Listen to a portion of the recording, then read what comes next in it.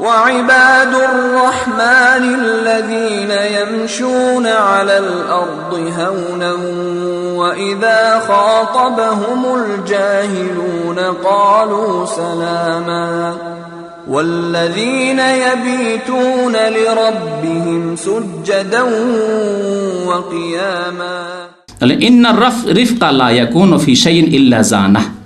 দেখো আয়েশা, যে কোনো ব্যক্তির মধ্যে যদি নম্রতা থাকে, নম্রভাষী, নম্র আচরণ, চলাফেরা, কথা, উঠা বসা যদি নম্র হয়, নম্রতার সাথে যদি হয়, তাহলে ইল্লা জানাহ, তাকে অলঙ্কৃত করে দেয়, সুন্দর করে দেয়, সাজিয়ে দেয়। যার মধ্যে নম্রতা থাকবে তাকে একবারে এই নম্রতা কি করবে, সুসজ্জিত করে, চরিত্রবান করে পেশ করবে। সত্যি চরিত্রবান ব্যক্তি। এত শক্ত করে ওকে কথা বললাম, আস্তে করে কথা বলছে, কী হয়েছে ভাই, কী হয়েছে, আপনি রেগে রেগে কথা বলছেন, ভাই কী হয়েছে, কী হয়েছে, থামে থামে, হ্যাঁ, তাহলে সেই ব্যক্তি মুগ্ধ হবে, আরে তাকে এত নাই অন্যায় কত অকথ্য ভাষা বললাম, একটিরও তো জবাব দিল না, আরও বলছে ভাই বসো বসো বসো, কী হয়েছে। কি বললেন নবী সাল্লাল্লাহু আলাইহি ওয়াসাল্লাম, ইন্না রিফকা লা ইয়াকুনু ফি শাইইন ইল্লা জানাহ। যদি নম্রতা কোনো ব্যক্তির মধ্যে থাকে তাহলে সেই ব্যক্তিকে নম্রতা অলঙ্কৃত করে দেয়, সুসজ্জিত করে দেয়।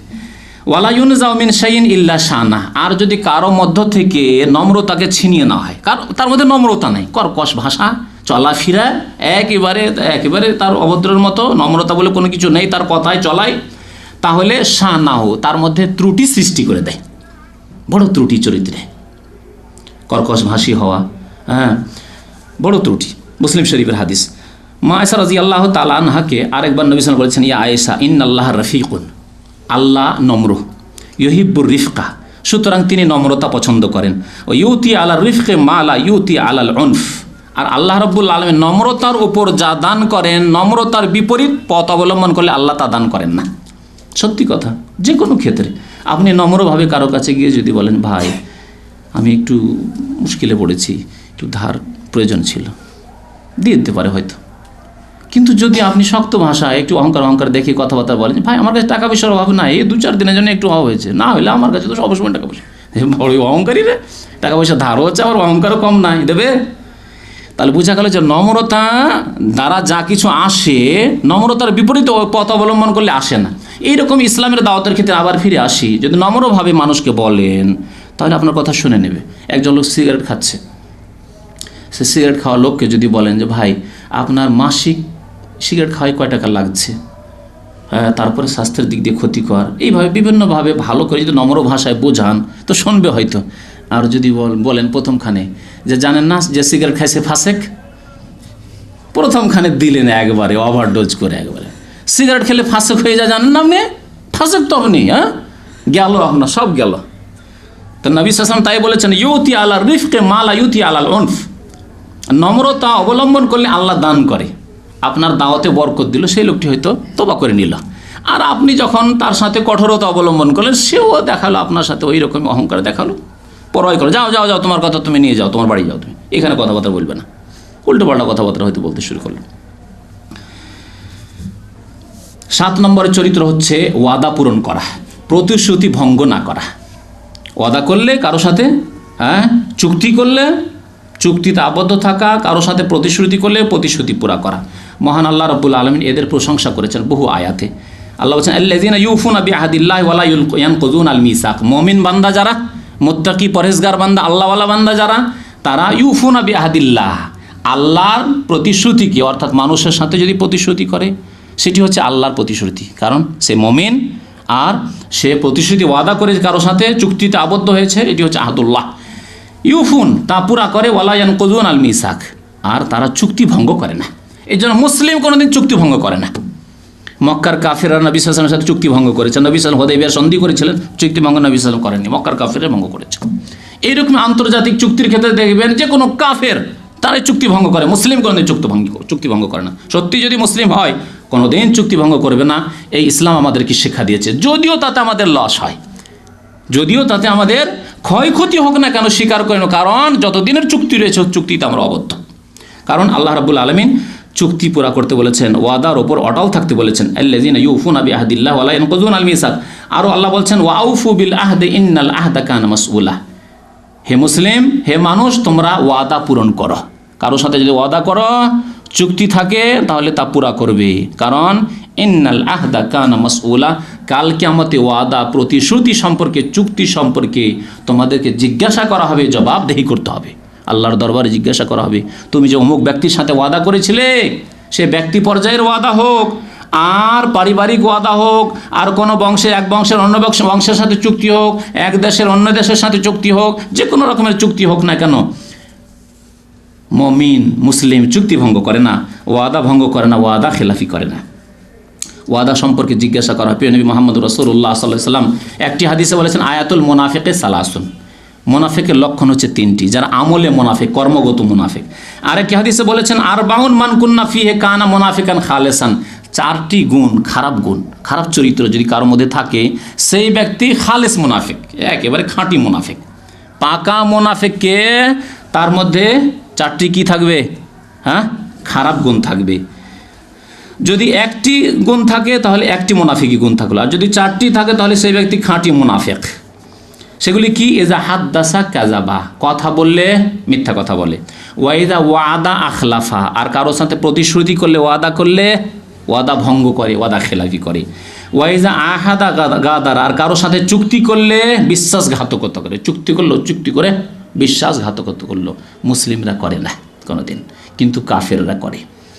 বহু কাফের, যে এই গুজরাটে যখন ফাসাদ হয়, কাফের বহু মুসলিমকে, মুসলিম নারী পুরুষকে, শিশুদেরকে আশ্রয় দিয়েছিল ভারতের হিন্দু কাফেররা, যে এসো আমাদের ঘরে এসো, আমরা বাঁচিয়ে নেব। রাস্তাতে দাঙ্গা ফাসাদ হচ্ছে, ঘরের মধ্যে আসো, বাঁচিয়ে নেব।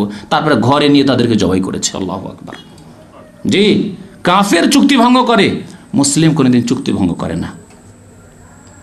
এপ্রিল ফুল জানেন? এপ্রিল ফুল, এই এপ্রিলে বোকা বানিয়েছিল মুসলিমদেরকে স্পেনে খ্রিস্টানরা, তারা চুক্তি ভঙ্গ করে, মুসলিম কোনদিন চুক্তি ভঙ্গ করে না।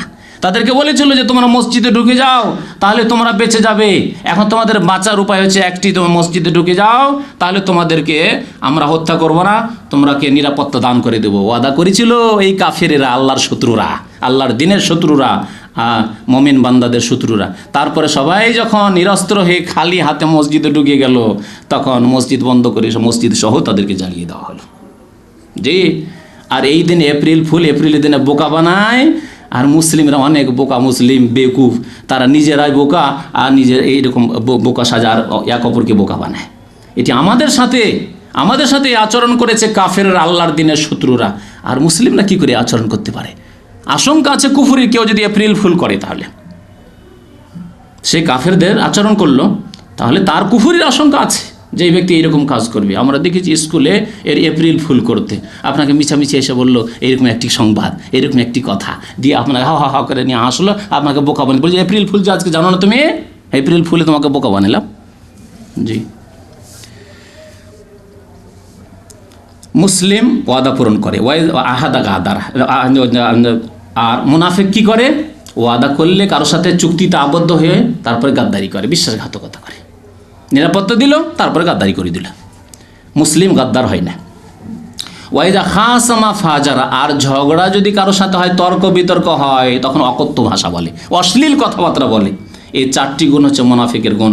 আর মুমিনের গুণ হচ্ছে যে ওয়াদার ওপর অটল থাকা, চুক্তি ভঙ্গ না করা, চুক্তির ওপর অটল থাকা। 8 নম্বরের গুণ হচ্ছে ন্যায় বিচার করা। চরিত্রবান হওয়ার জন্য ন্যায় বিচার করতে হবে। আপনি নিজে চরিত্রবান হতে চান, আর যদি ন্যায় বিচার না করেন তাহলে কোনোদিন চরিত্রবান হতে পারবেন না। ন্যায় বিচার করতে হবে। 5 ভাইয়ের আপনাকে মালিক বানিয়ে দেওয়া হয়েছে, 5 ভাইয়ের ছেলেমেয়ে সবাইকে এক নজরে দেখতে হবে। আপনাকে মালিক বানিয়ে দিয়েছে অন্যান্য ভাইয়েরা বড় বলে, অথবা বড় না হলে শিক্ষিত, আপনি হয়তো বেশি লেখাপড়া করেছেন, যদিও মেজো সেজো, কিন্তু আপনাকে শিক্ষিত মনে করে। অনেক সময় আমাদের পারিবারিক কাঠামোটা এরকম যে অনেক সময় মালিক বানিয়ে দেয়। তারপরে দেখা গেল যে মাশাআল্লাহ আপনার ছেলেরা, যেহেতু আপনি বেশি শিক্ষিত, আপনার ছেলেমেয়েরা ভালো ভালো স্কুলে পড়াশোনা করবে, আর আপনার ছেলেমেয়েদের লেবাস পোশাক আলাদা, যেহেতু আপনি কেনাকাটার মালিক, ক্যাশের মালিক আপনি, আর বাকি অন্যগুলো সব চাষি হয়ে আছে। ওরা গ্রামের একটা প্রাইমারি স্কুলে যাচ্ছে, পড়া হচ্ছে, নাই হচ্ছে। না, এইরকম না। মুমিন কি হবে? চরিত্রবান হতে হলে ন্যায় বিচার করতে হবে, সার্বিক ক্ষেত্রে ন্যায় বিচার করতে হবে। আল্লাহ রাব্বুল আলামিন ন্যায় বিচারের বেশ কিছু আয়াতে হুকুম করেছে, ইন্নাল্লাহ ইয়া'মুরু বিল আদলি ওয়াল ইহসান। যে আয়াতটি খতিবরা খুতবায় সব দেশেই পড়ে, এমনকি আমাদের দেশে যে ওই লিখিত খুতবাও পড়া হয়, 200 বছর আগের লিখা খুতবা, যার কাল সময়ের সাথে কোনো সম্পর্ক থাকে না, আরবিতে খুতবা পড়ে, আর বেচারারা উর্দুভাষী বাংলাভাষী ও বুঝেও না, শুধু খুতবাই পড়ে। এই যে এক ভ্রান্ত আকিদা আছে যে খুতবা আরবি ভাষায় হইতে হবে, অথচ খুতবা মানে খেতাবের ভাষায় হইতে হবে, যে ভাষায় সম্বোধন করা যায় সেই ভাষায় হইতে হবে। কিন্তু ওই 100 বছর 200 বছর আগের ইংরেজদের যুগের, তার আগের যুগের মোগল যুগের খুতবাগুলি লিখা আমাদের দেশে যে খুতবার বইগুলি, সেই খুতবা থেকে পড়ে, তাতেও এই আয়াতটি মাশাআল্লাহ পড়া হয়, কারণ অত্যন্ত গুরুত্বপূর্ণ আয়াত আমাদের হিদায়াতের জন্য। ইন্নাল্লাহ ইয়ামুরু বিল আদলি ওয়াল ইহসান। আর এখানকার উলামায়ে কেরামরা খতিবরাও পড়েন ইন্নাল্লাহ, নিশ্চয় আল্লাহ রাব্বুল আলামিন কিসের আদেশ করছেন? বিল আদল, ন্যায় বিচারের আদেশ করছেন, ওয়াল ইহসান, সদাচরণের আদেশ করছেন। তাহলে আল্লাহর আদেশ হচ্ছে যে ন্যায় বিচার করবে। এমনকি ন্যায় বিচার যদি নিজের বিরুদ্ধেও করতে হয়, নিজের আপনজন ব্যক্তি ছেলের বিরুদ্ধেও করতে হয়, নিজের ভাইয়ের বিরুদ্ধেও করতে হয়, তবুও ন্যায় বিচার করতে হবে। মহান আল্লাহ রাব্বুল আলামিন আরও ইরশাদ করেছেন যে ওয়াইযা কুলতুম ফাদিলু ওয়ালাউ কানা যা কুরবা, যখন তোমরা কোনো কথা বলবে তখন ন্যায়সঙ্গত কথা বলবে, যদিও নিজ আত্মীয়র বিরুদ্ধে বলতে হয়। আত্মীয়র বিরুদ্ধে কখন বলতে হয়? অনেক সময় আপনার আত্মীয় অন্যায় কাজ করেছে, আর তার বিচার সালিস আছে, অথবা কোর্টে সেই কেসটি গিয়েছে, আপনাকে সাক্ষী করা হয়েছে। এখন সাক্ষী আপনি আপনার আত্মীয় আপনার ভাইয়ের পক্ষ থেকে দেবেন, আপনার বাবার পক্ষ থেকে, ছেলের পক্ষ থেকে দেবেন, না ন্যায়সঙ্গত সাক্ষী দেবেন? আজকালকার জামানায় কোনো ব্যক্তি পাওয়া মুশকিল, যে ব্যক্তি বাবার বিরুদ্ধে সাক্ষী দিচ্ছে, ভাইয়ের বিরুদ্ধে সাক্ষী দিচ্ছে, পাওয়া যাবে? হ্যাঁ, মুশকিল, মহা মুশকিল আছে। আল্লাহ বলছেন ওয়াইদা কুলতুম ফাদিলু, যখন কথা বলবে ন্যায়সঙ্গত কথা বলবে, যদি আত্মীয়ের বিরুদ্ধে হোক না কেন। গিয়ে বলবে কোর্টে কেস গিয়েছে যে দেখো জমি, আমার ভাই বলছে জমিটি তার, জমি তার নয়, জমি ওই লোকের। জি, আমার ভাই বলছে তার উপর অন্যায় করা হয়েছে, না তার উপর অন্যায় করে, সে অন্যায় করে, সে আগে মারামারি শুরু করেছে, সে আগে অন্যায় করেছে। জি, বিচার সালিসে যদি এইরকম ন্যায়কে আমরা প্রতিষ্ঠা করি, তাহলে শান্তি প্রতিষ্ঠা হয়ে যাবে। শান্তিতে মুসলিম জাতি বসবাস করে, সারা বিশ্বের মানুষ শান্তিতে বসবাস করবে। কিন্তু ন্যায় বিচার উঠে গেছে। আল্লাহ রাব্বুল আলামিন ন্যায় বিচারের কথা বারবার করে আদেশ করেছেন। আর একটি হাদিস আপনাদের শুনিয়ে দিই, নবী করিম সাল্লাল্লাহু আলাইহি ওয়াসাল্লাম বলেছেন 7 প্রকারের লোককে আল্লাহ রাব্বুল আলামিন কাল কিয়ামতে স্পেশাল ছায়া দেবেন। হ্যাঁ, স্পেশাল ছায়া দেবেন। তার মধ্যে একটি হচ্ছে ইমামুন আদেলুন, রাষ্ট্রনেতা। ইমাম মানে রাষ্ট্রনেতা, ইমাম মানে শুধু মসজিদের ইমাম না, ইমাম মানে যার হাতে ক্ষমতা রয়েছে, রাষ্ট্রীয় ক্ষমতা রয়েছে। আদেল, যে ব্যক্তি ন্যায় বিচার করে, ন্যায় বিচার করে, যে ব্যক্তি ন্যায়সঙ্গত বিচার করে, সে কি 5 বছরের জন্য গদিতে আসলে বড় লোক হতে পারবে? না ভাববে যে এই ধন সম্পদ আমার না, এ হচ্ছে জনসাধারণের সম্পদ, আমাকে যে বেতনটা দেওয়া হচ্ছে, যে অ্যালাউন্সগুলি দেওয়া হচ্ছে, সেটি মাত্র আমার, যেটা আমার জন্য বৈধ করা হয়েছে, বাকি সবগুলি হচ্ছে জনসাধারণ আমানত। আমানতের যদি খেয়াল রাখে সেই ব্যক্তি ন্যায় বিচারের যদি খেয়াল রাখে, তাহলে আত্মসাৎ করতে পারবে না, বেঈমানি করতে পারবে না।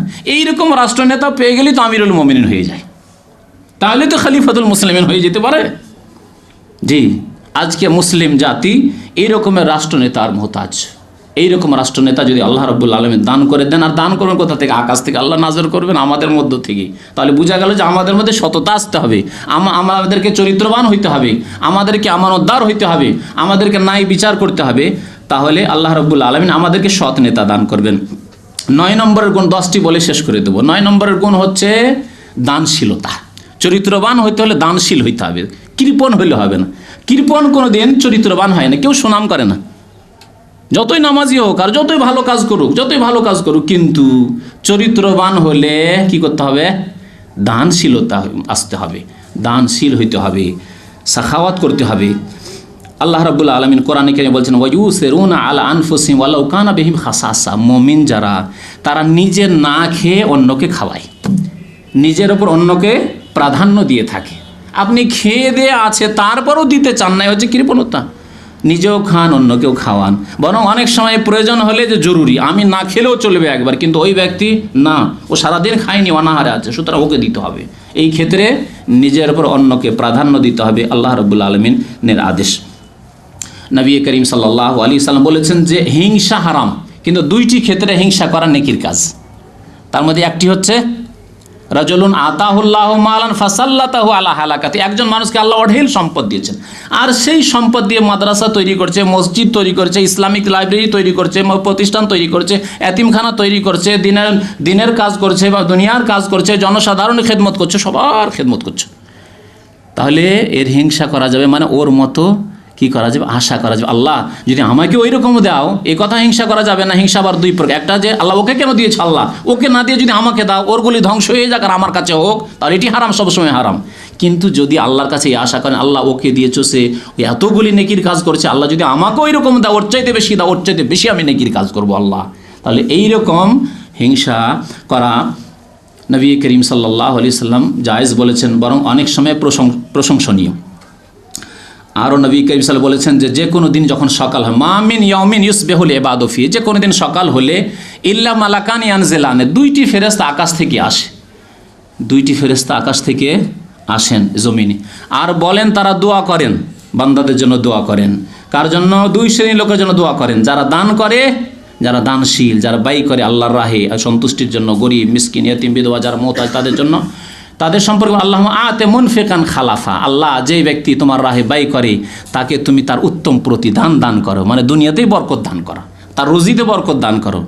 আর বখিলের জন্য, কৃপণের জন্য আল্লাহ আতে মুমসিকান তালাফা, আল্লাহ যেই ব্যক্তি নিজের ধন সম্পদকে একেবারে কৃপণতা করে নিজের পকেটে রাখে, এক পয়সা খরচ করে না আল্লাহর রাহে, তার ধন সম্পদকে তুমি তালাফ করে দাও, ধ্বংস করে দাও, নষ্ট করে দাও।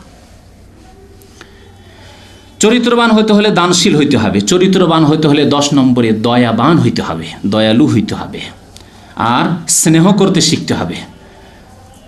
আল্লাহ রাব্বুল আলামিন কোরআনে কারিমে ইরশাদ করেছেন, সুম্মা কানা মিনাল্লাযিনা আমানু ওয়া তাওয়াসাউ বিস-সাবরি ওয়া তাওয়াসাউ বিল মারহামা, যারা ঈমানদার তারা ধৈর্যের শিক্ষা দিয়ে থাকে আর দয়ার শিক্ষা দিয়ে থাকে, নিজেও দয়া করে এবং অন্যদেরকেও দয়ার শিক্ষা দিয়ে থাকে। সূরাতুল বালাদে আল্লাহ রাব্বুল বলেছেন, নবী করিম সাল্লাল্লাহু আলাইহি ওয়াসাল্লামের এই মর্মে বহু হাদিস আছে।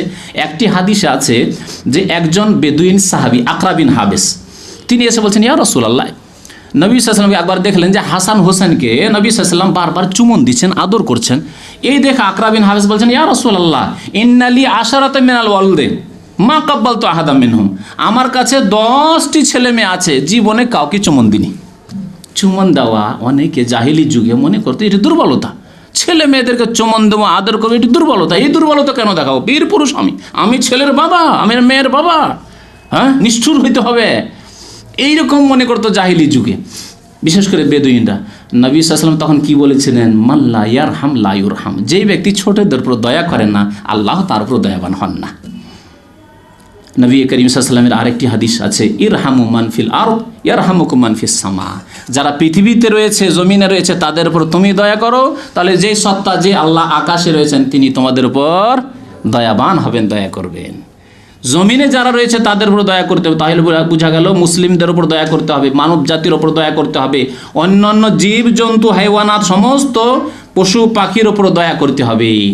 আর যদি দয়া না করে যদি নিষ্ঠুরতা অবলম্বন করি, তাহলে কাল কিয়ামতে জবাবদেহি করতে হবে। 11 নম্বরের চরিত্র, 10টি গত সপ্তাহে বর্ণনা করেছি, তা হচ্ছে লজ্জাশীল হওয়া, হায়া যাকে বলা হয়। মুসলিম লজ্জাশীল হয়। লজ্জা এমন একটি ভালো গুণ, যেই চরিত্র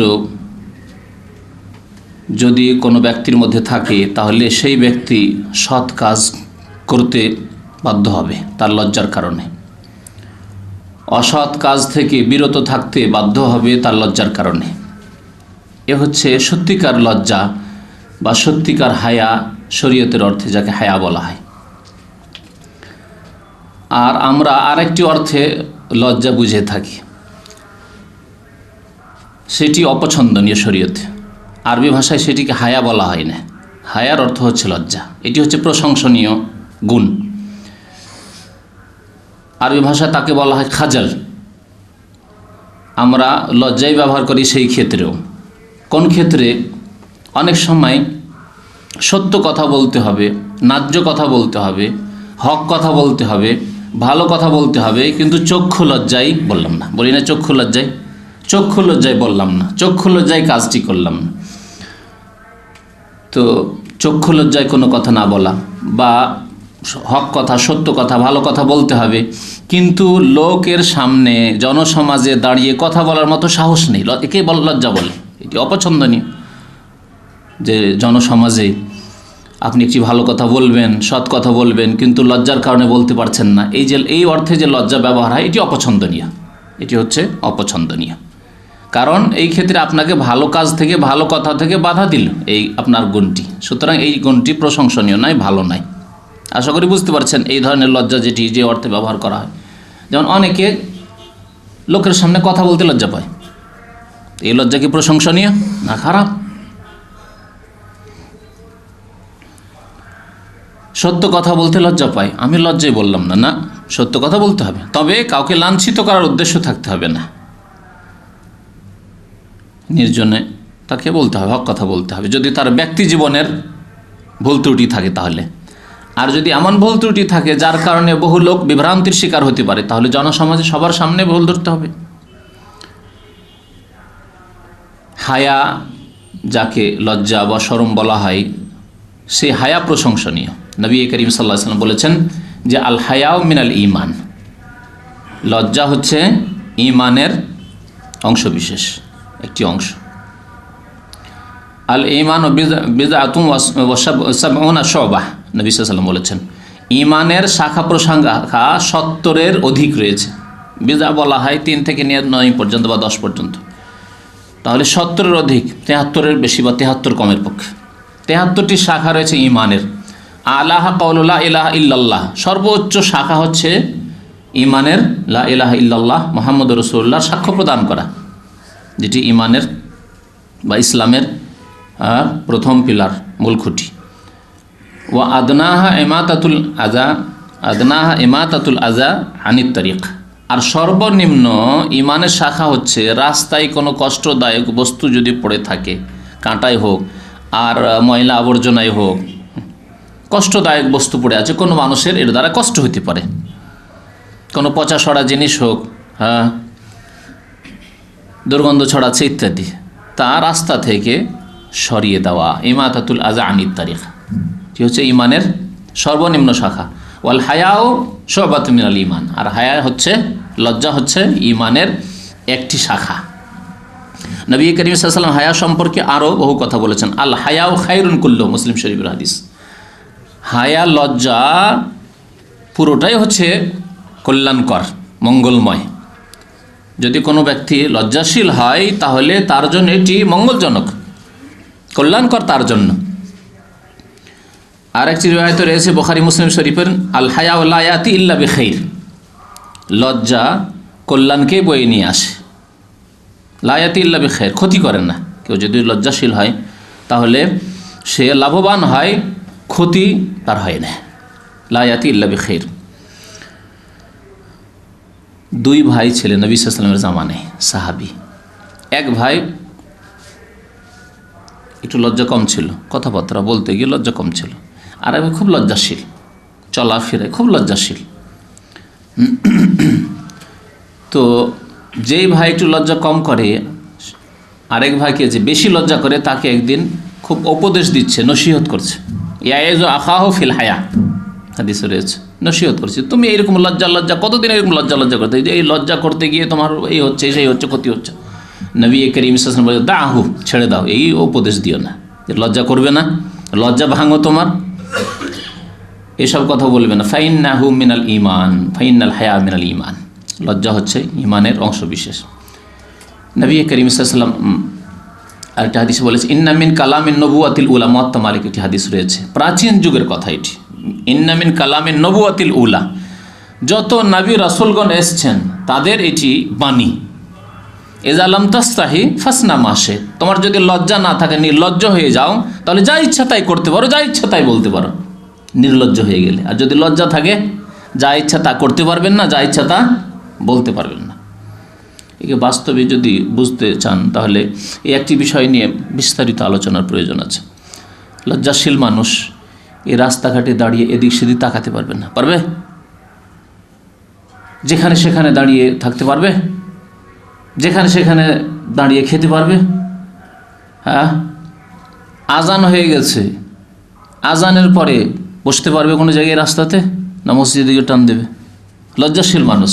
কিন্তু যে ব্যক্তি রাস্তায় বসে আজান হয়ে গেছে, একামত হব অবস্থা, বা নামাজ শুরু হয়ে গেছে তারপরে, বা নামাজ শুরু নাই হোক তারপরে আজান একামতের মাঝখানে হোক নামাজ শুরু হয়ে গেল, তো একেবারে ডাহা, সে তো তার মধ্যে ঈমান নেই। কিন্তু আজান একামতের মাঝখানেই যাবো যাচ্ছি করে একজন লজ্জাশীল মানুষ আজানের পর রাস্তাঘাটে অপেক্ষা করা, বসে থাকা, দাঁড়িয়ে থাকা পারবে না। একজন লজ্জাশীল মানুষ যদি অসুস্থ থাকে, অসুস্থ আছে রমজান মাস, তার জন্য পানাহার জায়েজ আছে, রাস্তাঘাটে খেতে পারবে, তারপরে ঘরে লুকিয়ে খাবে। অসুস্থ আছে, মোসাফির আছে, মোসাফির আমি তো সফরে আছি, আমার জন্য রোজা ছাড়া যায়, রাস্তাঘাটে খেতে পারবে, পানাহার করতে পারবে, পারবে না। লজ্জা মানুষকে বহু পাপ থেকে বাঁচায়, চোখের পাপ থেকে, জবানের পাপ থেকে, চলার হাতের পাপ থেকে, পায়ের গুনাহ থেকে, সব বহু গুনাহ থেকে বাঁচায় মানুষকে লজ্জা। তো মানুষ লজ্জাশীল হলে সম্মানিত হয়, চরিত্রবান হয়। হযরত উসমান রাদিয়াল্লাহু তাআলা তৃতীয় খলিফা অত্যন্ত লজ্জাশীল ছিলেন। নবী করিম সাল্লাল্লাহু আলাইহি সাল্লাম অনেক সময় খালি গায়ে বসে থাকতেন। যখনই উসমান রাদিয়াল্লাহু জামাই, আলী রাদিয়াল্লাহু তাআলা জামাই, আবার শ্বশুরকে দেখে বেশি লজ্জা করে মানুষ, তাই না? আবু বকর রাদিয়াল্লাহু তাআলা আসলেন, শরীরে কাপড় নেই।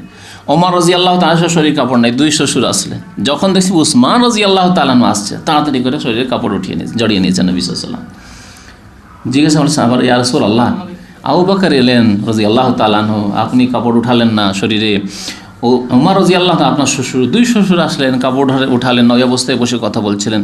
আর যেমনই উসমান রাদিয়াল্লাহু তাআলাকে দেখেছেন দূর থেকে, এখন আসেনি মজলিসে বা আপনার কাছে, তার আগেই আপনি শরীরটা ঢেকে নিলেন। কী ব্যাপার? নবী করিম সাল্লাল্লাহু আলাইহি ওয়াসাল্লাম বলেন, ইন্নাহু কাসীরুল হায়া, অত্যন্ত লজ্জাশীল মানুষ ওসমান। যদি দেখে যে নবী করিম সাল্লাল্লাহু আলাইহি ওয়াসাল্লাম এরকম গায়ে হাতে কাপড় নেই, তাহলে ফিরে চলে যাবে, জরুরি কাজ থাকলেও আসবে না, ফিরে চলে যাবে। আল হায়াউ মিনাল ঈমান, চরিত্রবান মানুষ হয় এই লজ্জার গুণ থাকলে। চরিত্রবান হওয়ার জন্য 12 নম্বর গুণ হচ্ছে নমনীয়তা, তাওয়াদু, নমনীয়তা, নিজেকে খাটো মনে করা, নিজের যতটুকু পানির মাছ তার চাইতে কম পানির মাছ মনে করা নিজেকে। বুঝেন তো না?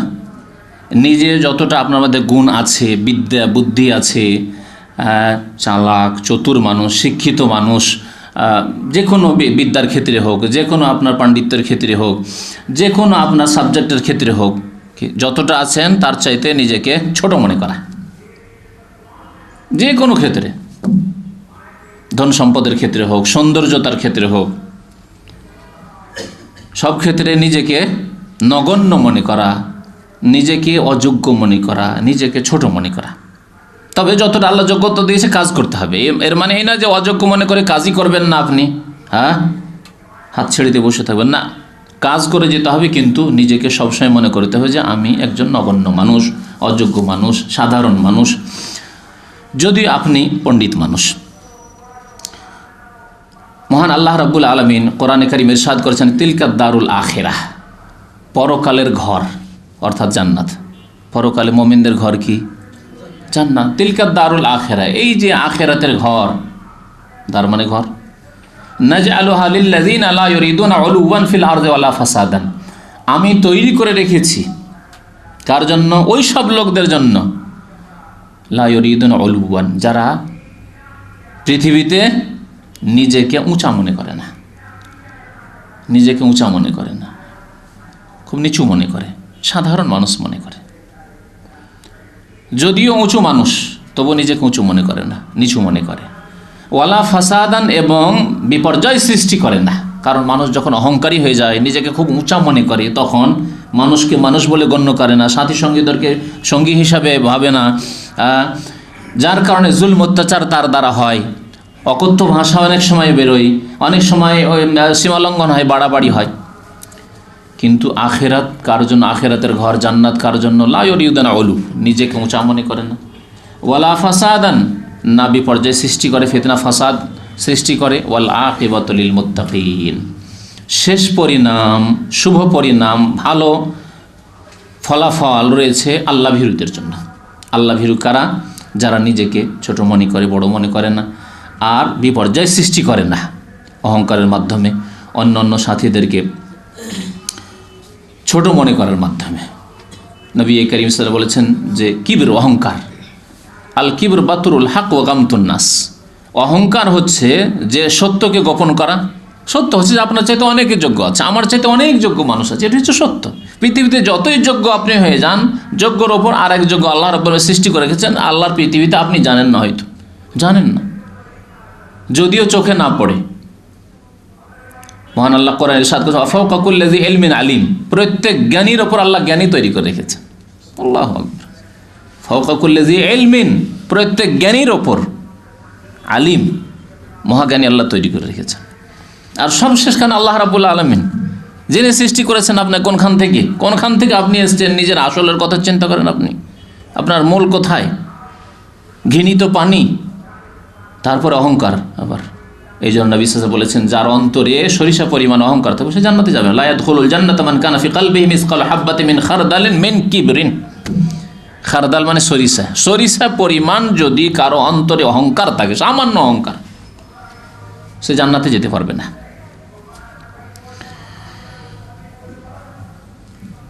আল্লাহ রাব্বুল আলামিন নবী করিম সাল্লাল্লাহু আলাইহি সাল্লামকে নমনীয়তা গ্রহণ করতে বলেছেন। ওয়াকফে জানাহাকা লিল মুমিনিন, তুমি নিজের ডানাগুলিকে, মানুষের ডানা হয় নাই, কিন্তু এটি হচ্ছে একটি অলংকার, কথার ভাষার অলংকার। হে নবী সাল্লাল্লাহু আলাইহি সাল্লাম, তুমি নিজ ডানাগুলিকে নিচু করো মুমিনদের সাথে, অর্থাৎ মুমিনদের সাথে চলাফেরা করতে গিয়ে নিজেকে সাধারণ মানুষ ভাববে, নিজেকে তাদের চাইতে বড় ভাববে না। আল্লাহ পাক রব্বুল আলামিন নবী করিম সাল্লাল্লাহু আলাইহি সাল্লামকে ইন্নাকা আলা খুলুকিন আযীম, মহান চরিত্রের অধিকারী আল্লাহ রব্বুল আলামিন এত উঁচু সম্মান দিয়েছেন, তারপরেও তাকে বলছেন ওয়াকফে জানাহাকা লিল মুমিনিন, তুমিও অহংকার করবে না, মুমিনদের সাথে তুমি নমনীয়তার আচরণ করবে। প্রিয় নবী মুহাম্মদুর রাসূলুল্লাহ সাল্লাল্লাহু আলাইহি ওয়াসাল্লাম ইরশাদ করেছেন, আবু হুরায়রা রাদিয়াল্লাহু তাআলা আনহু বর্ণনা করেছেন হাদিসটি, মা নাকাসাত সাদাকাতুন মিন মাল, দান খেরাত করলে, সাদকা জাকাত দিলে ধন সম্পদ কমে যায় না, একটি কথা। দ্বিতীয় কথা হচ্ছে ওমা জাদাল্লাহু আবদান বিআফিন ইল্লা ইজ্জান, দ্বিতীয় বিষয় হচ্ছে কোনো ব্যক্তি যদি মার্জনা করে, ক্ষমা করে, তাহলে আল্লাহ তার সম্মান বাড়িয়ে দেয়। লোকজন ভাবলে যারে লোকটি মার খেয়ে নিল, এত অকথ্য ভাষা শুনলো, তারপরে কিছুই করলো না, উত্তর দিল না, আর তাকে মারতে পারতো, মারলো না, তার বিচার সালিশ করে কিছু তাকে পানিশমেন্টও করালো না, মাফ করে দিল, এমনিতে মাফ করে দিল, হাত কান ধরলো আর মাফ করে দিল। লোকে ভাবে যে লোকটি একেবারে কি লোক, একেবারে মনে হচ্ছে কাপুরুষ না, সে মার্জনা করেছে, তার অন্তর উদারতা রয়েছে, এই উদারতা প্রকাশ করেছে সে। এর দ্বারা আল্লাহ সম্মান বাড়িয়ে দেন, সম্মান বাড়িয়ে দেন। কোনো ব্যক্তি যদি কাউকে মার্জনা করে, তাহলে আল্লাহ সম্মান বাড়িয়ে দেন। সম্মানের মালিক আল্লাহ। ওয়ালিল্লাহিল ইজ্জাতু ওয়া লিরাসূলিহি ওয়া লিল মুমিনিন ওয়ালাকিন্নাল মুনাফিকিনা লা ইয়ালামুন। ওয়ামা তাওয়াদা আহাদুন লিল্লাহ ইল্লা রাফাহুল্লাহ। তৃতীয় বস্তু হচ্ছে, কোনো বান্দা যদি আল্লাহর সন্তুষ্টির জন্য নিজেকে ছোট মনে করে, দেখেন লিল্লাহ বলা হয়েছে, আল্লাহর সন্তুষ্টির জন্য, পার্থিব গরজের জন্য নয়, যে এর কাছ থেকে আমাকে স্বার্থ আদায় করতে হবে, এই জন্য অসুবিধা নেই, এর পায়খানাও যদি উঠাইতে হয়তো পারবো।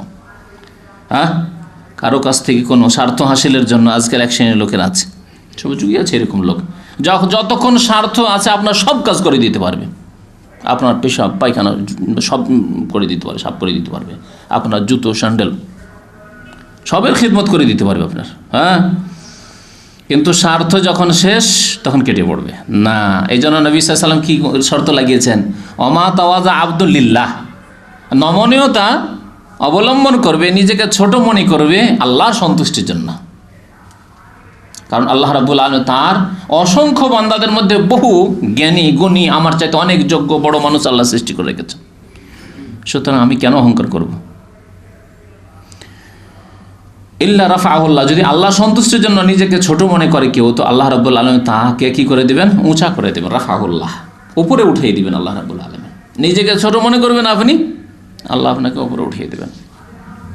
মুসলিম শরীফের হাদিস। প্রিয় নবী মুহাম্মদ রাসূলুল্লাহ সাল্লাল্লাহু আলাইহি ওয়াসাল্লাম আরেকটি হাদিসে বলেছে এই নমনীয়তা সম্পর্কে, বিনয়ী হওয়া সম্পর্কে, ইন্নাল্লাহ আওহা ইলাইয়া, আল্লাহ আমাকে ওহী করেছেন, নবী করিম সাল্লাল্লাহু আলাইহি ওয়াসাল্লাম বলছেন ওহী করেছেন, আন তাওয়াদাউ, হে নবী সাল্লাল্লাহু আলাইহি সাল্লাম, হে উম্মতের লোকেরা, তাঁর হে মুমিনরা, তোমরা নমনীয়তা অবলম্বন করো, নিজেকে ছোট মনে করো, হাত্তা লা ইয়াবগি আহাদুন আলা আহাদিন ওয়া লা ইয়াফখারু আহাদুন আলা আহাদিন, এমনভাবে নিজেকে ছোট মনে করবে তোমরা যে কেউ কারো ওপর বাড়াবাড়ি করবে না, কেউ কারো ক্ষেত্রে সীমালঙ্ঘন করবে না, আর কেউ কারো ওপর অহংকার প্রকাশ করবে না। যখন সবাই নিজেকে ছোট মনে করবে তো অহংকার করবে কে? সবাই যখন নিজেকে ভাববে যে নিম্ন শ্রেণীর মানুষ, তখন কেউ কার উপরে জুলুম অত্যাচার করবে কোত্থেকে? যে আমি তার চাইতে ছোট, যদিও আমি স্বাস্থ্যবান বেশি মনে হচ্ছে, কিন্তু না, আল্লাহ রাব্বুল আলামিন ধরে নিলে আমি কিছুই না। তখন এর শাস্তির জন্য আল্লাহ যদি ধরে নেন, তখন আমার আর উপায় নেই। আমি একজন জুলুম অত্যাচার করলাম, কিন্তু ধরে নিল আল্লাহ রাব্বুল আলামিন, সেই ব্যক্তি সুস্থই থাকলো, আর তারপরে যেই ব্যক্তি জুলুম অত্যাচার করলো, অহংকার করলো, তার উপর আল্লাহ রাব্বুল আলামিন দিলেন ব্যাধি নামিয়ে আকাশ থেকে,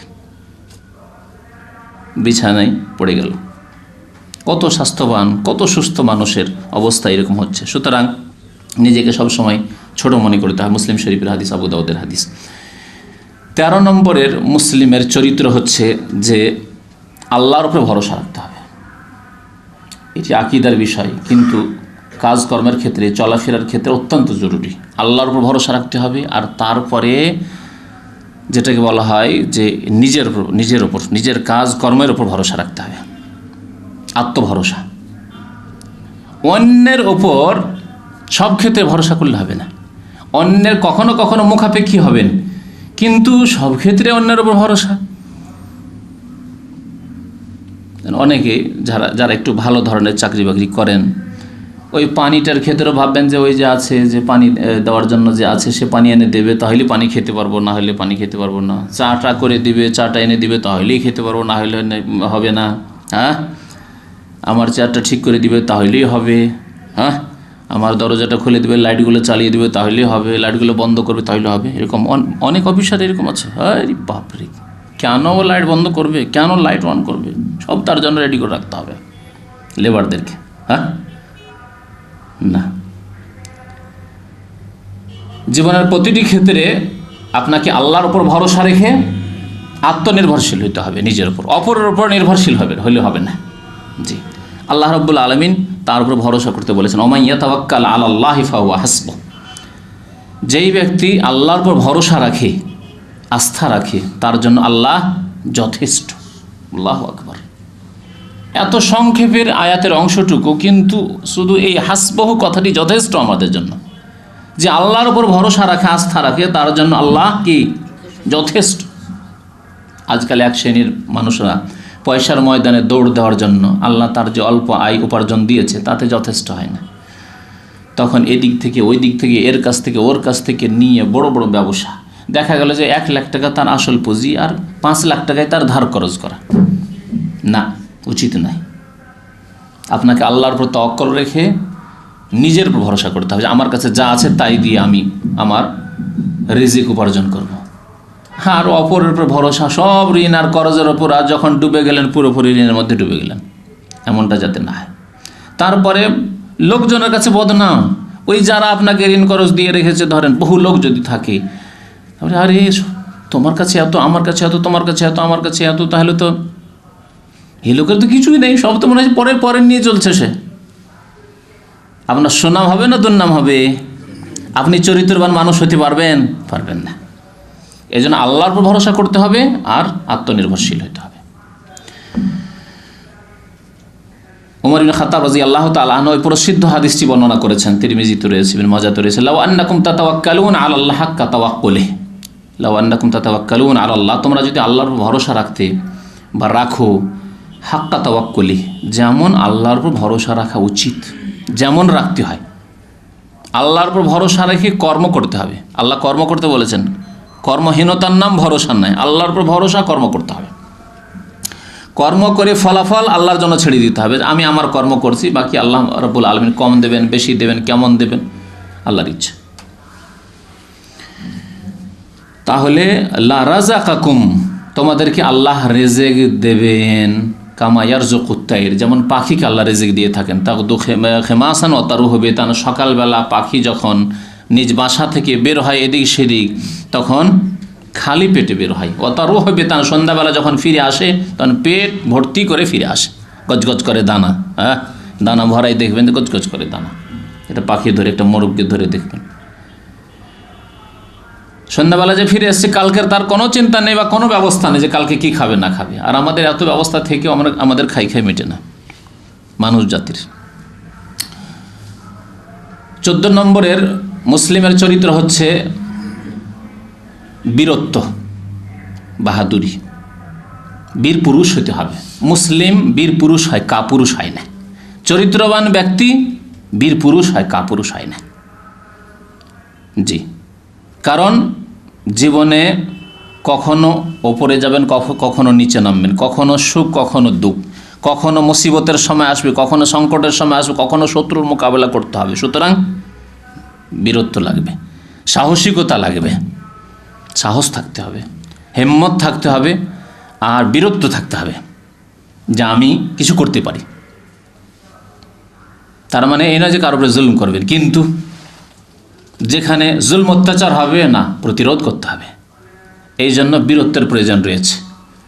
নবী করিম সাল্লাল্লাহু আলাইহি সাল্লাম সবচেয়ে বড় বীর পুরুষ ছিলেন। বহু ঘটনা রয়েছে নবী করিম সাল্লাল্লাহু আলাইহি সাল্লামের, যা থেকে বীরত্ব প্রকাশ হয়। একটি হাদিসে রয়েছে, আনাস বিন মালিক রাদিয়াল্লাহু তাআলা বর্ণনা করেছেন, কানা রাসূলুল্লাহ সাল্লাল্লাহু আলাইহি ওয়াসাল্লাম আহসানান নাস। নবী করিম সাল্লাল্লাহু আলাইহি ওয়াসাল্লাম অত্যন্ত সুন্দর মানুষ ছিলেন, দেখার দিক দিয়ে, আকার আকৃতির দিক দিয়ে, শারীরিক গঠনের দিক দিয়ে অত্যন্ত সুন্দর মানুষ ছিলেন। আর চারিত্রিক দিক থেকে, দুই দিক থেকে মানুষের দুটি গুণ, একটা হচ্ছে বাহ্যিক গুণ, আর একটা হচ্ছে আভ্যন্তরীণ গুণ মানে চরিত্র। আহসান দুই ক্ষেত্রে হতে পারে। ওয়াকানা আজওয়াদান নাস, আর সমস্ত লোক চাইতে বেশি বড় দাতা ছিলেন, অত্যন্ত বেশি দাতা, যে বেশি দান করতে পারে, দাতা, খুব সাখী মানুষ, দাতা মানুষ ছিলেন। ওয়াকানা আসজা আন্নাস, আর সবচেয়ে বেশি বীর বাহাদুর মানুষ ছিলেন, বীর পুরুষ মানুষ ছিলেন তিনি। ওয়ালাকাদ ফাজি আহলুল মাদিনা, একদিনের ঘটনা বর্ণনা করছেন। একদিন রাতের অন্ধকারে, চিন্তা করুন গ্রাম অঞ্চলে মাগরিব হইলে একটু পরে তো অন্ধকার হয়ে যায়, আর অন্ধকারের অবস্থা যদি বলে যে ডাকাত চলে এসছে, গ্রামের ওই পাশে ডাকাত, আমরা ছোটোকালে দেখেছি, আল্লাহু আকবার, মনে হচ্ছে যে আত্মা বেরিয়ে চলে এসছে এখানে ভয়ে, যে ডাকাত কার বাড়ি যে ডাকাত ঢুকবে, আর কাকে যে খুন করবে, আর কি হবে, আল্লাহু আকবার, অন্ধকারে।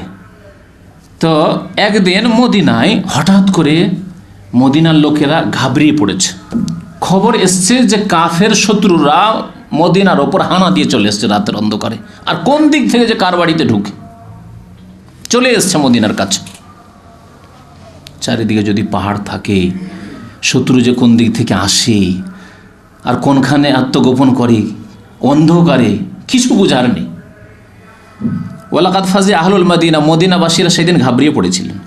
জাতা লাইলা, রাত্রে, ফান্তালাকা নাসুন কিবালা সাউত, আওয়াজ শোনা যাচ্ছে কোনো একদিকে, হইচইয়ের একটু আওয়াজ হচ্ছে, আরও ঘাবড়িয়ে পড়েছেন। যদি এইরকমই যদি গোলা বারুদের আওয়াজ শোনেন রাত্রে, তো কী অবস্থা হইতে পারে। এরকম কিছু লোকেরা সেদিকে গেছে, ফাতালাক্কাহুম রাসূলুল্লাহ সাল্লাল্লাহু আলাইহি ওয়াসাল্লাম রাজিয়ান, আওয়াজ শুনে কিছু লোকেরা একটু সাহস করে যাচ্ছে যে আওয়াজ, এরকম আওয়াজ কিসের, কোনো শত্রু তো আসেনি মদিনার উপর আক্রমণ করার জন্য। কিছু লোকেরা যাচ্ছেন, নবী করিম সাল্লাল্লাহু আলাইহি ওয়াসাল্লাম তার আগে গিয়ে ওই যেখানে হইচইয়ের আওয়াজ হচ্ছিল যেদিক থেকে, ওই দিক থেকে খোঁজ খবর নিয়ে ফিরে চলে আসছেন ফিরে খোঁজ খবর নিয়ে। মদিনা তখন এত ছোট মদিনা যে চারিদিকে ঘোড়ার পিঠে চড়ে বা গাধার পিঠে চড়ে তাড়াতাড়ি নবী করিম সাল্লাল্লাহু আলাইহি ওয়াসাল্লাম মদিনার চারিদিক ঘুরে ফিরে পাহারা দিয়ে, বীর পুরুষের মতো একা, এমন না যে চলো সাথী খুঁজি, হ্যাঁ, একা কি করে বের হো বাড়ি থেকে, কি হয় না হয়, কোন যে শত্রু আছে, না, একাই বেরিয়ে পড়েছেন মদিনার চারিদিকে, দেখে না অবস্থা ঠিক আছে, কোনো শত্রু আসেনি,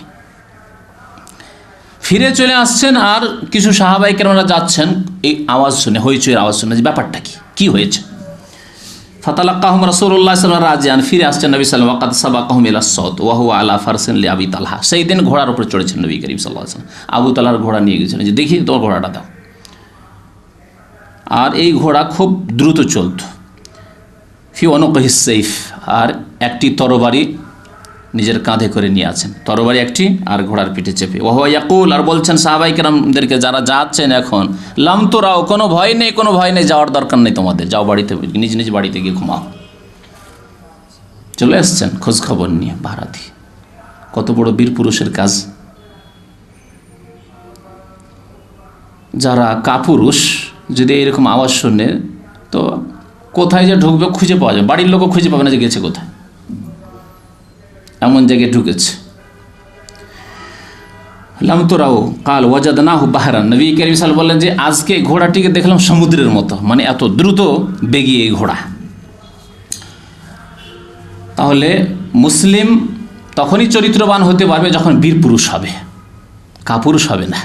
এই জন্য নবী করিম সাল্লাল্লাহু আলাইহি ওয়াসাল্লাম কাপুরুষতা থেকে পানাহা চাইতে বলেছেন, দোয়া শিখিয়েছেন, আল্লাহুম্মা ইন্নী আউযু বিকা মিনাল জুবনে ওয়াল বুখলে, হে আল্লাহ তোমার আশ্রয় গ্রহণ করি কাপুরুষতা, জীবন মানে কাপুরুষতা থেকে। যে ব্যক্তি শত্রু দেখলে তার আত্মা বেরিয়ে আসে যে মরে যাবো, যেতে পারবো না, হাতে অস্ত্র ধারণ করতে পারে, কাঁপতে শুরু হয়।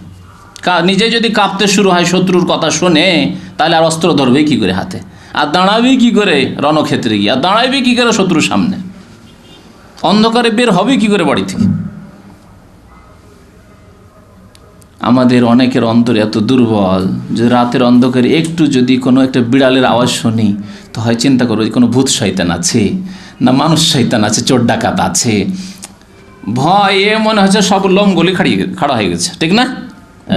এটি হচ্ছে দুর্বলতা। এই দুর্বলতা সারাইতে হবে, বীর বাহাদুর হইতে হবে।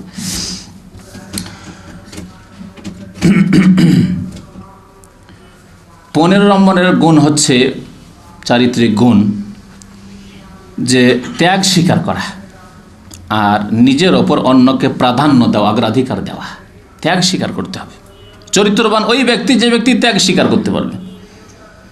অল্প নাস্তা আছে, আরেকজন হঠাৎ করে মেহমান চলে এসছে, ভাবছেন যে একে যদি খাওয়াই তো আমার পেট খালি থেকে যাবে, বা খাবার আছে, একজনের খাবার আছে, একে খাওয়ালে আমি না খেয়ে থেকে যাব, আমি অনাহারে থেকে যাব, বা আমার পেট খালি থেকে যাবে, এইরকম সংকীর্ণ চিন্তাধারা।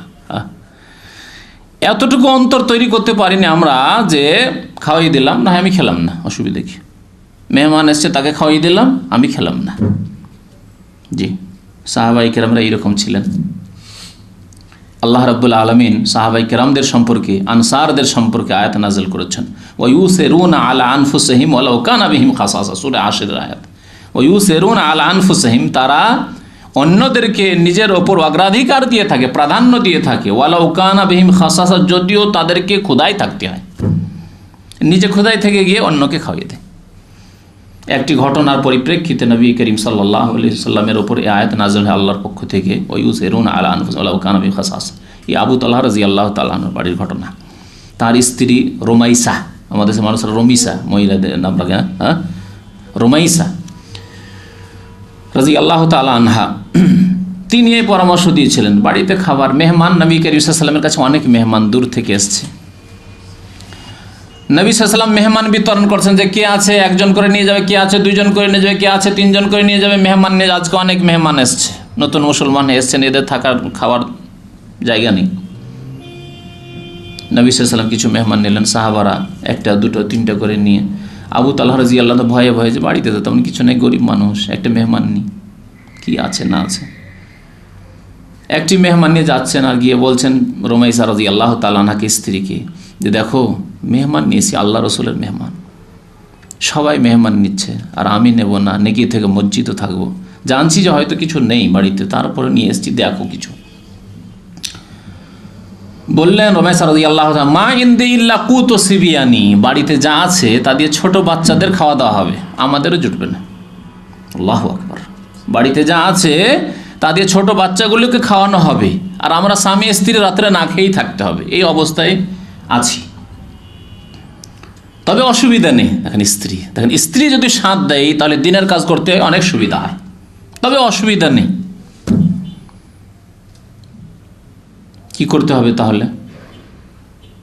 ছেলেরা একটু কান্নাকাটি করবে, তাদেরকে দিচ্ছি তোমাদের জন্য খাবার ব্যবস্থা করছি বলে ধীরে ধীরে ক্লান্ত হয়ে কেঁদে কেঁদে যখন ক্লান্ত হয়ে যায় বাচ্চারা, তখন ঘুমিয়ে পড়ে, একটু পরে ঘুমিয়ে পড়বে কেঁদে কেটে। ঠিক আছে, তাদেরকে ঘুম দিয়ে দিলাম। কিন্তু আরব মেহমান, আরব অতিথিদের একটি অভ্যাস যে তারা মেজবানকে, মানে বাড়ির মালিককে সাথে না নিলে খাবে না। এখানে কি করব, খাবার তো একজনের, যদি আমি খেয়ে নিই আবু তালহা, তাহলে মেহমানের পেট ভরবে না। আর যদি আল্লাহু আকবার, মেহমান তো একা খেতে রাজি হবেন না, করব কি? বুদ্ধি শিখাচ্ছেন, কৌশল শিখিয়ে দিচ্ছেন। রমেশা রাদিয়াল্লাহু তাআলা এক কাজ করবেন, আমি যে প্রদীপটা চেরাগটা দিয়ে পাঠাবো তাতে তেল থাকবে না, এই অবস্থায় দিয়ে পাঠাবো, আর টিপ টিপ টিপ টিপ করবে, শেষখানে নিমে যাওয়ার মতো হবে। মেহমানকে খেতে দিয়ে দিবে, আর ওই সময় আমাকে বলবে যে এই প্রদীপটা নিয়ে যাও, আর নিয়ে গিয়ে তাতে তেল দিয়ে বা চর্বি দিয়ে, সেই যুগে চর্বি দিয়ে জ্বালানো হয়তো চেরাগ প্রদীপ, তেল দিয়ে নিয়ে আসো বা চর্বি দিয়ে নিয়ে আসো। তুমি নিয়ে গিয়ে বিলম্ব করে দিবে, দেরি করে দিবে, ততক্ষণে খাওয়া দাওয়া হয়ে যাবে। আর আমি মেহমানের সাথে বসে যাবো, মনে হচ্ছে যে আমি প্লেটে হাত দিচ্ছি একটু করে, আর মুখটা এমনি এইভাবে মিছামিছি আমি একটু মুখটাকে নাড়বো যাতে করে একটু চপচপ চপচপ করে আওয়াজ হয়, আমি খাচ্ছি যেন, এইরকম হবে। মেহমান অন্ধকারে ভাববে যে আমিও তার সাথে খাচ্ছি, আর মেহমান পেট ভরে সবটা খেয়ে নেবে। আলহামদুলিল্লাহ, মেহমান আসুদা হয়ে গেলে, মেহমানের পেট ভর্তি হয়ে গেলে সুখী হয়ে যাবে। আলহামদুলিল্লাহ, মেহমান রাসূলুল্লাহ সাল্লাল্লাহু আলাইহি ওয়াসাল্লাম মেহমান, মুসলিম মেহমান, তার খাতির হয়ে যাবে।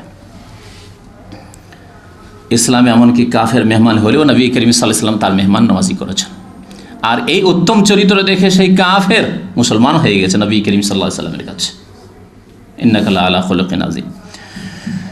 তো ত্যাগ স্বীকার করতে হবে। ত্যাগ স্বীকার না করলে মানুষের উপকার হয় না। আপনার কাছে টাকা পয়সা আছে, অন্য ভাইয়ের কাছে টাকা পয়সা নেই, যদি আপনি ত্যাগ না স্বীকার করেন, 2 মাস 3 মাস 4 মাস 6 মাস থাকলো তার কাছে, যদি ত্যাগ না স্বীকার করেন, এই টাকাটা আমি 1000 2000 টাকা আমি কাজে লাগাবো, কাজে লাগালে আমার কিছু বাড়বে, এইরকম চিন্তা ভাবনা যদি করেন, দেশে পাঠিয়ে দেবে, ব্যাংকে জমা থাকলে তো আমার এই মাসিক এত টাকা আসতেই থাকবে, বছরে এত টাকা আসতে থাকবে, খামাখাই কেন আমি 6 মাস 1 বছর তার কাছে ফেলে রাখবো? তাহলে কোনোদিন ত্যাগ যদি স্বীকার না করতে পারেন, নিজের উপর অন্যকে যদি প্রাধান্য না দিতে পারেন, তাহলে কোনো মানুষের আপনার দ্বারা উপকার করা হবে না, কোনো মানুষের সাহায্য সহযোগিতা করা হবে না। জি, সুতরাং ত্যাগ স্বীকার করতে হবে। জীবনের বিভিন্ন ক্ষেত্রে ত্যাগ স্বীকার করতে হবে আপনাকে। নিজের ক্ষতি সাধন করে, নিজের স্বার্থকে ছোট রেখে অন্যের স্বার্থকে বড় করে দেখতে হবে, তাহলেই চরিত্রবান হওয়া যাবে। 16 নম্বরের চরিত্র হচ্ছে দুনিয়া বিমুখ হওয়া, আখেরাতমুখী হওয়া, পরকালমুখী হওয়া আর দুনিয়া বিমুখ হওয়া, দুনিয়ার দিকে অত ঝাঁপিয়ে না পড়া। আল্লাহ রাব্বুল আলামিন যা আপনার ভাগ্যে দিয়েছেন তাতে সন্তুষ্টি প্রকাশ করা, আর আখেরাতমুখী হওয়া, চিন্তা করা যে আমি যাচ্ছি আখেরাতের কবরের দিকে, সুতরাং তার জন্য ব্যবস্থা নিতে হবে, তার জন্য প্রস্তুতি নিতে হবে। আর যা কিছু আল্লাহ দিয়েছেন তাতে পরিতৃপ্ত হওয়া, মনকে পরিতৃপ্ত রাখা, অর্থাৎ তৃপ্তি বোধ করা।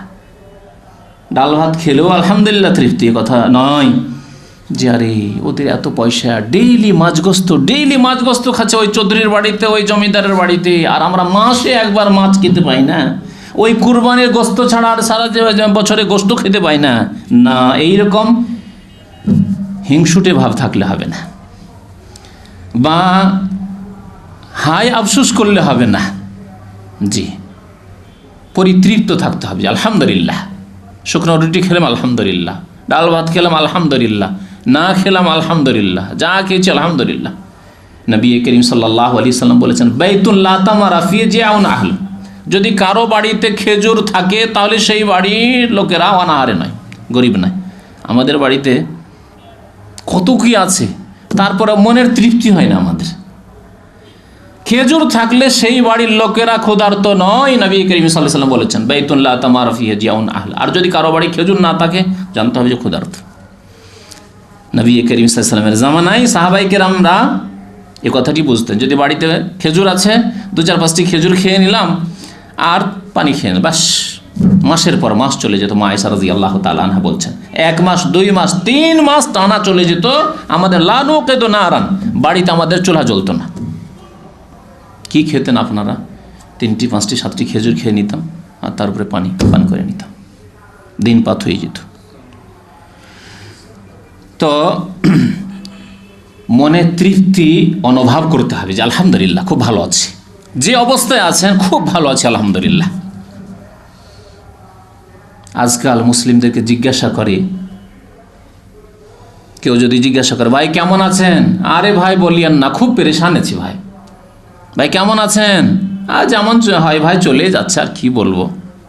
শুকরিয়া নেই, আলহামদুলিল্লাহ নেই, আল্লাহ খুব ভালো রেখেছে আলহামদুলিল্লাহ, না, এইসব কথা নেই।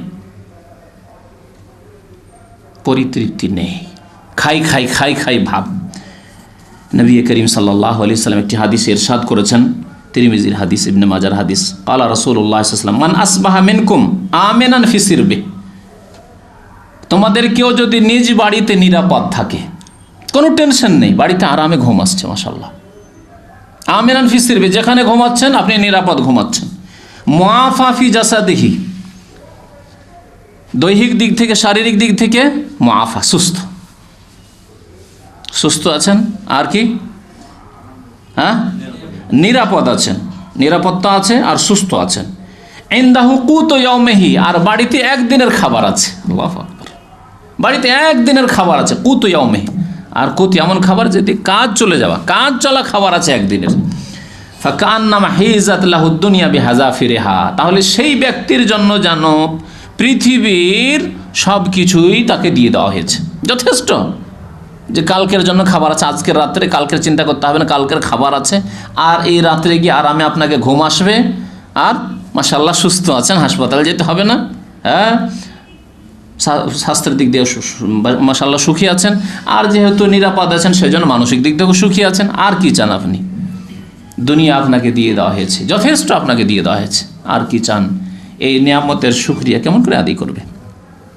চরিত্রবান ব্যক্তির 16 নম্বর চরিত্র হচ্ছে মানুষের সাথে দেখা সাক্ষাৎ হলে হাসি মুখে কথা বলা আর খোলা মনে কথা বলা।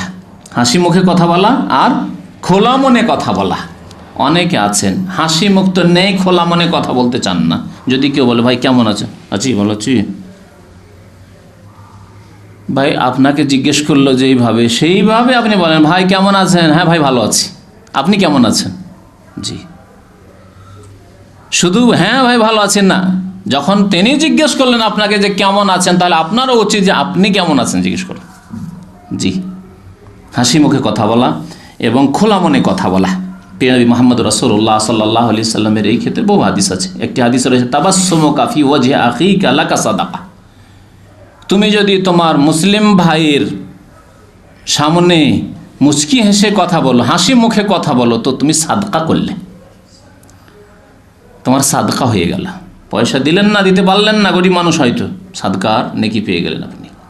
নবী করিম সাল্লাল্লাহু আলাইহি ওয়াসাল্লামের আরেকটি হাদিস রয়েছে, আবু যার রাদিয়াল্লাহু তাআলা আনহু বর্ণনা করেছেন, ক্বালা ক্বালা আলী নবী সাল্লাল্লাহু আলাইহি ওয়াসাল্লাম, নবী করিম সাল্লাল্লাহু আলাইহি ওয়াসাল্লাম বলছেন আবু যারকে, লা তাহকিরান্না মিনাল মারুফি শাইআন, নেকির কাজকে তুমি তুচ্ছ মনে করবে না কখনো, যদিও ক্ষুদ্র কাজ হয়, ছোট কাজ হোক, সামান্য কাজ মনে হচ্ছে, কিন্তু নেকির কাজকে তুচ্ছ মনে করবে না, ক্ষুদ্র মনে করবে না।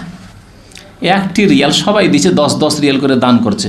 একজন গরিব মানুষ আর সত্যি হকদার মানুষ, সবাই 10 রিয়াল 20 রিয়াল দিচ্ছে, আর ভাবছেন আমি তো 10-20 রিয়াল দিতে পারবো না, বেতন 500 টাকা 600 টাকা বেতন, তো 1 রিয়াল দিতে পারবো।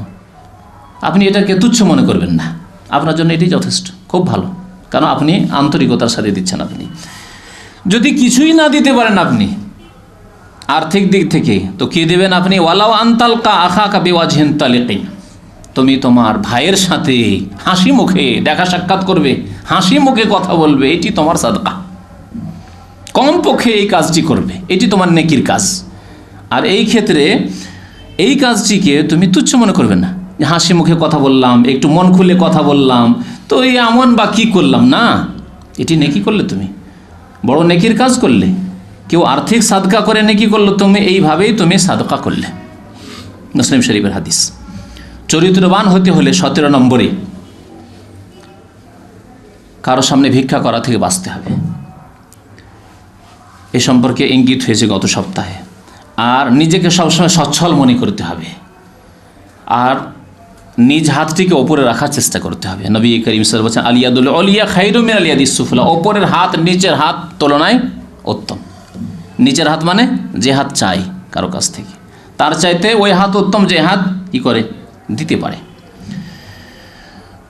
তো নিজেকে সবসময় সচ্ছল মনে করতে হবে, সুখী মনে করতে হবে, কারো মুখাপেক্ষী হইতে হবে না, সামান্য সামান্য কাজে কারো মুখাপেক্ষী হইতে হবে না, একেবারে জরুরি যদি না হয় তো কারো মুখাপেক্ষী হইতে হবে না। প্রিয় নবী মুহাম্মদ রাসূলুল্লাহ সাল্লাল্লাহু আলাইহি ওয়াসাল্লাম একটি হাদিসে বলেছেন, ওয়ামান ইয়াস্তাগনি ইউগনিহুল্লাহ, কেউ যদি নিজেকে সচ্ছল করতে চায় আল্লাহ তাকে সচ্ছল করে দেবেন। সচ্ছল করতে চাইতে হবে যে আমি সচ্ছল থাকবো, আমি কারো দ্বারস্থ হব না, তাহলে আল্লাহ তাকে সচ্ছল করে দেবেন। ওয়ামান ইয়াস্তাইফা, আর যে ব্যক্তি পাপ থেকে, ভিক্ষা করা থেকে বেঁচে থাকতে চাইবে, গুনাহ থেকে বেঁচে থাকতে চাইবে, ইয়াইফাহুল্লাহ, আল্লাহ তাকে গুনাহ থেকে, অন্যায় থেকে বাঁচিয়ে রাখবেন, ভিক্ষা করা থেকে বাঁচিয়ে রাখবেন। 18 নম্বরের চরিত্রবানদের গুণ হচ্ছে যে একে অন্যের সহযোগিতা করবে, সাহায্য সহযোগিতা করতে হবে।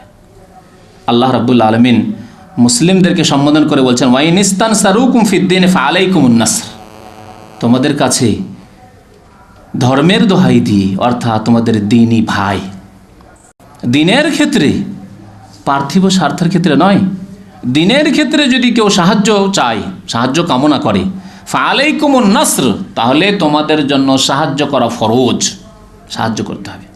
কোনো মুসলিম ভাই নির্যাতিত, কোনো মানুষ নির্যাতিত, তাহলে তার সাহায্য করা ফরজ। ওয়াইন ইস্তানসারুকুম ফিদ্দীন ফাআলাইকুমুন নাসর, তোমাদের সাহায্য করা ফরজ যদি দিনের খাতিরে তোমাদের কাছে সাহায্য চায়। একজন মানুষ মজলুম, আর মজলুম নির্যাতিত কিসের জন্য? সে মুসলিম সেই জন্য, সে কালেমা লা ইলাহা ইল্লাল্লাহ পড়ে সেই জন্য, সে নামাজ পড়ে সেই জন্য, সে দাড়ি রাখে সেই জন্য, হ্যাঁ, সে ইসলামিক লেবাস পরে সেই জন্য, সে টাকনার উপর কাপড় পরে সেই জন্য। ফাআলাইকুমুন নাস, তাহলে সেই ব্যক্তির সাহায্য করা তোমাদের ফরজ। তারপর যদি জুলম অত্যাচার হয়, সে জুলমের শিকার হয়, তাহলে তার জুলম দূর করার চেষ্টা করতে হবে। জুলম যদি আমরা দূর না করতে পারি, তাহলে সেই ব্যক্তিকে সেই জুলমের ক্ষেত্র থেকে উদ্ধার করে অন্য ভালো ক্ষেত্রে তার ব্যবস্থা করতে হবে। এটি হচ্ছে দ্বীনি ভ্রাতৃত্বের দাবি। ওয়াইন ইস্তানসারুকুম ফিদ্দীন ফাআলাইকুমুন নাসর। প্রিয় নবী মুহাম্মদুর রাসূলুল্লাহ সাল্লাল্লাহু আলাইহি ওয়াসাল্লাম একটি হাদিসে বলেছেন, সহিহ বুখারী শরীফের হাদিস, উনসুর আখাকা জালিমান আও মাজলুমান, তোমার ভাইয়ের সাহায্য করবে, যদি জালেম হয় তবুও সাহায্য করবে, আর মাজলুম হলেও সাহায্য করবে। এই হাদিস অনেকবারই শুনিয়েছি। জালেমকে সাহায্য করবে, নবী করিম সাল্লাল্লাহু আলাইহি ওয়াসাল্লাম সাহাবায়ে কেরাম বুঝতে পারলেন না। উনসুর আখাকা জালিমান, তোমার জালেম ভাইয়েরও সাহায্য করবে, যে অন্যায় করছে, জুলুম করছে, তার কি সাহায্য করবেন? জিজ্ঞাসা করলেন সাহাবায়ে কেরামরা। নবী সাল্লাল্লাহু আলাইহি ওয়াসাল্লাম বললেন যে তাকুফফুহু আনি জুলম, তাকে জুলুম করতে দেবে না। দেখছো যে দুইজনের লড়াই চলছে, একজন দুর্বল, একজন মেরেই চলে যাচ্ছে, ধাক্কা দিয়ে তাকে ফেলে দেন, দূরে সরিয়ে দেন তাকে। জি, তাকে অন্যায় করা থেকে বাধা দান করুন, এটি হচ্ছে তার সাহায্য করা। তাকে জাহান্নাম থেকে বাঁচালেন। আর জুলম জুলমাতুন ইয়াউমাল কিয়ামা, কারণ জুলুম করে কেউ যদি মারা যায়, তাহলে কিয়ামতের দিন সে অন্ধকারে থাকবে, আর সেই অন্ধকারের মধ্যেই জাহান্নামে চলে যাবে। সুতরাং তাকে আপনি সাহায্য করলেন জুলুম থেকে, যে তাকে বিরত রাখলেন এর মাধ্যমে। আও মাজলুমান, আর মাজলুম যদি নির্যাতিত হয়, মজলুম হয়, তার উপর জুলুম অত্যাচার হচ্ছে, তাহলে তো স্পষ্টই যে তার সাহায্য করতে হবে।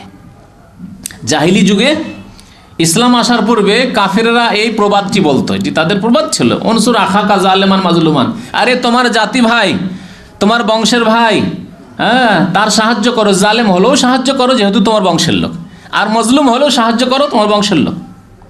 অন্যায় করুক আর নাই করুক, তোমার গোত্রের, তোমার ভাষাভাষী, তোমার দেশি।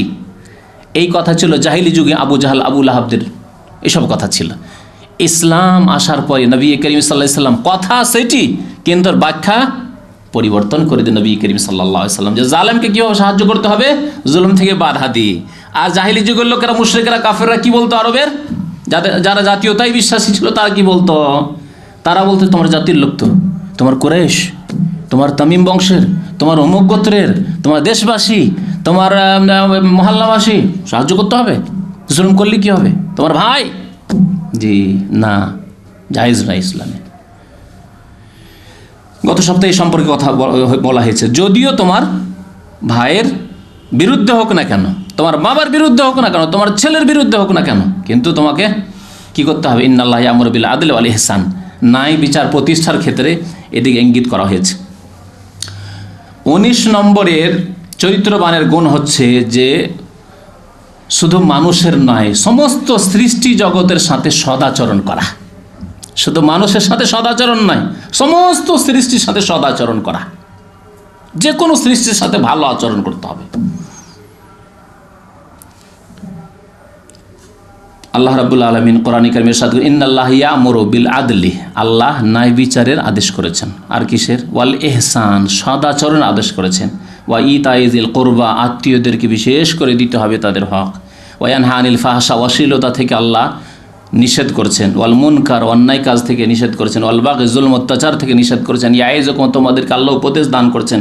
লাআল্লাকুম তাযাক্কারুন, আশা করা যায় যে তোমরা এই উপদেশ গ্রহণ করবে, জুলম অত্যাচার করবে, ন্যায় বিচার করবে এবং সদাচরণ করবে। আল্লাহ আরও ইরশাদ করছেন, ওয়া আহসিনু ইন্নাল্লাহা ইউহিব্বুল মুহসিনিন, তোমরা সদাচরণ করো, ভালো আচরণ করো, ভালো ব্যবহার করো। ইন্নাল্লাহা, নিশ্চয় আল্লাহ রাব্বুল আলামিন সৎ আচরণকারীদেরকে ভালোবাসেন। প্রিয় নবী মুহাম্মদ রাসূলুল্লাহ সাল্লাল্লাহু আলাইহি সাল্লাম সৃষ্টি জগতের সাথে সদাচরণ করতে হয় বলেছি, তাই না? সহিহ বুখারী শরীফের হাদিস, নবী সাল্লাল্লাহু আলাইহি সাল্লাম বলেছেন যে দাখালাত ইমরাতুন ইন-নারা ফি হিররাহ, এক মহিলা একটি বিড়ালের কারণে জাহান্নামে যাবে। দাখালাত ইমরাতুন ইন-নারা ফি হিররাহ, একটি বিড়ালের কারণে এক মহিলা জাহান্নামে যাবে। রাবাতাথা, সে বিড়ালটাকে বেঁধে রেখেছিল। বিড়াল বেঁধে রাখা চলবে না, আর যদি বেঁধেই রাখতে হয় যেটাকে পোষ মানাইতে হবে, নাহলে কারো বাড়ি পালিয়ে যাবে, তো রাখতে হবে, কিছুদিন বেঁধে রাখতে হবে। তাহলে কি করতে হবে? পানাহার দিতে হবে। সে কি করেছিল? রাবাতাথা ফালাম তুতইমহা ওয়ালাম তাসকিহা, খেতেও দেয়নি পানিও দেয়নি, হাত্তা মাতাত, বিড়ালটি মারা গিয়েছিল। ফাদাখালাতিন নার, সেই জন্য সেই মহিলা জাহান্নামে যাবে। সদাচরণ করতে হবে। এমনকি নবী করিম সাল্লাল্লাহু আলাইহি ওয়াসাল্লাম যেসব পশুকে আল্লাহ জবাই করে হালাল করতে বলেছেন সেই ক্ষেত্রে সদাচরণ করতে বলেছেন। ইন্নাল্লাহ কাতাবাল ইহসান, আল্লাহ ইহসানকে ফরজ করেছেন, সদাচরণ করা, ভালো আচরণ করাকে ফরজ করেছেন। আল্লাহ রাসূল বলছেন সাল্লাল্লাহু আলাইহি ওয়াসাল্লাম, ইন্নাল্লাহ কাতাবাল ইহসান, ফরজ করেছেন আল্লাহ। ইন্নাল্লাহ ইয়ামুরু বিল আদলি ওয়াল ইহসান, তাহলে ইহসান করা, সদাচরণ করা, সদ্ব্যবহার করা কি ফরজ। ফাইজা কাতালতুম ফাহসিনুল কিতলা, সুতরাং যদি হত্যা করতে হয় তো ভালোভাবে হত্যা করো। ধরেন একটি খুনের কেস, কোনো মুসলিমকে খুন করেছে, তাহলে খুনের পরিবর্তে কি করা হবে? কিসাস, হত্যার বদলে হত্যা করা হবে।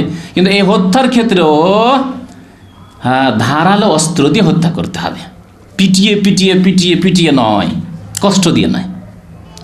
এত ধারালো অস্ত্র দিয়ে হত্যা করতে হবে যে সে টের না পায়, একবারে নেমে যায়। জি, ফাইদা কাতালতুম ফাহসিনুল কিতলা